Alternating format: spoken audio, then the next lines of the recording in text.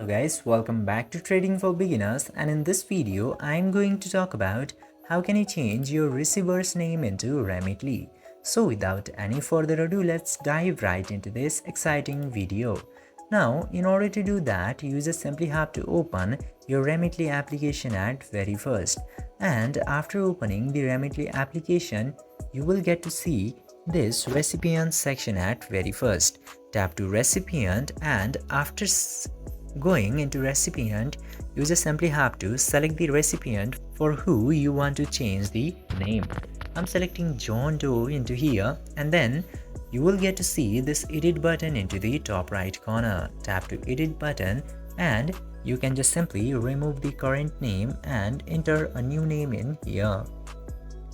And after erasing and entering a new name, you just simply have to scroll down to all the way bottom and tap to save button. And this way you can easily edit the name of your receiver into Remitly. I hope this video was informative for you. If yes, don't forget to like, share and subscribe to the channel to never miss another update.